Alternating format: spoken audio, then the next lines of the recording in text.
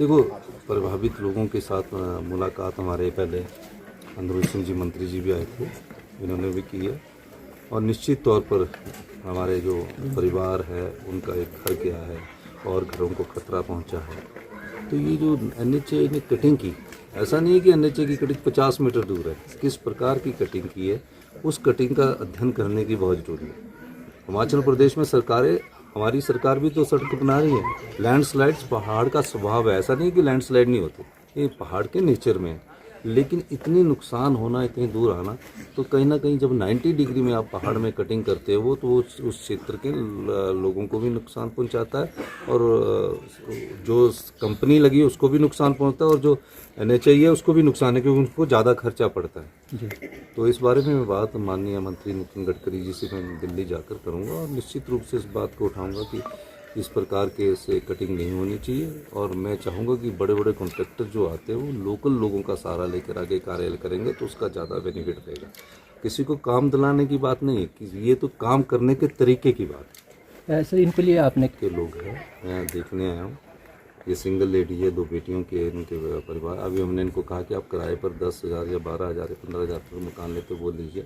इनकी खुद की मेहनत की कमाई जिसमें इन्होंने एक घर बनाया। शिमला में एक ट्रेंड है, शिमला एक ऐसा शहरी क्षेत्र है जहाँ एक ट्रेंड है कि एक घर बनाकर अपने जीवन यापन तो करते हैं, लेकिन जो किराए के में रहकर भी उनका जीवन यापन चलता है। तो निश्चित रूप से इनका तो एक अपना घर गया, इनकी जीविका का साधन भी चला गया, तो इनको नुकसान हुआ। हमारी सरकार इनके क्लेम के लिए NHA से बात करके पूरा क्लेम दिलवाएगी, जितना इनका पैसा खर्च हुआ उस पैसे को दिलाएगी।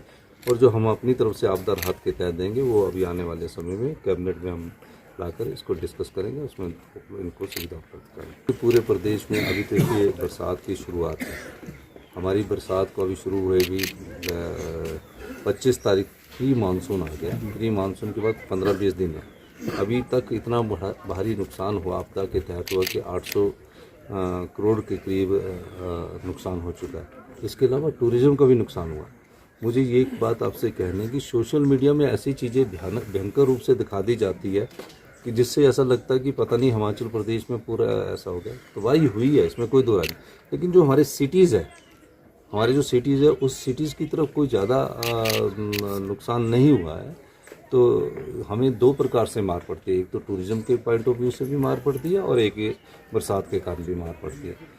तो जब बरसात होती है तो कोई भी पर्यटक जो है नदी नालों के किनारे ना जाए, नदियों के पास स्टंट करने की कोई ज़रूरत नहीं है, कोई ऐसी चीज़ ना करे। बाकी टूरिज्म पॉइंट ऑफ व्यू से हमारे को ये लगता है कि हमें नुकसान हुआ है और अभी तक 800 करोड़ रुपये का जो विभिन्न पानी की योजनाएँ हमारी बह चुकी है, जो विभिन्न सड़कें हमारी बह चुकी है, जो विभिन्न बिजली के खंभे हमारे उखड़ चुके हैं और कई चीज़ों का नुकसान है, हमारे शिक्षा संस्थान कई टूट चुके हैं। उन सब चीज़ों का हमारी सरकार अध्ययन कर रही है। अभी जब 800 करोड़ का नुकसान हुआ, पिछले कल ही हमारी डिजास्टर की मीटिंग हाई लेवल की थी, तो अभी और नुकसान का जायजा हम रात को लेंगे। हर शाम को मेरे पास DL आती है तकरीबन 9 साढ़े 9 बजे के बाद, तो उसके बाद हम आगे उसको देखते हैं, उसके बाद उस पर कार्रवाई का अमल में लाते हैं। मंडी में क्या अपडेट है सर, किसका रेस्क्यू चल रहा है? 8 दिन हो गए। देखिए, मंडी का रेस्क्यू हमारी सरकार ने सबसे तुरंत प्रभाव पर किया। राजनीतिक रोटियां सेकने के लिए हमें कोई ज़रूरत नहीं है, हमें काम करना है। मंडी के लोगों को हमने कहा है कि जो मंडी में जो सिराज क्षेत्र है, सिराज वैली है, उसमें जो अत्यधिक नुकसान हुआ उसमें हमने कहा कि आप अपने गांव में 5,000 रुपया सरकार किराए का देगी, खाने की पूरी सुविधा देगी।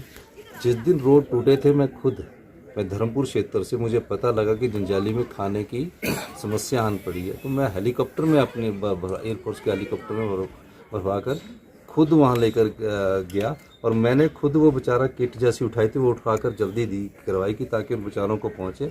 वहाँ नीचे हेलीपोर्ट तक चुका था तो मुझे वापस आना पड़ा। अगर मैं गया तो वहाँ ठहरने था, जब मुझे अधिकारियों ने कहा कि आप रेस्ट हाउस तक क्या किसी घर तक भी नहीं पहुँच सकते तो आप यहाँ से निकलिए, तब मैं निकल कर आया। और अभी जैसे ही मैंने आकर यहाँ मीटिंग ली और तकरीबन 100 के करीब JCB स्पोक लाइन टिप्पर लगाए हैं उन सड़कों को खोलने के लिए। सबसे पहला मकसद हमारा सड़कों को खोलने का। हमें सोशल मीडिया के द्वारा अपनी राजनीति नहीं करनी, हमें तो उन आपदा प्रभावित परिवारों का पीड़ा बांटनी है जिस पीड़ा को वो सहन कर रहे हैं।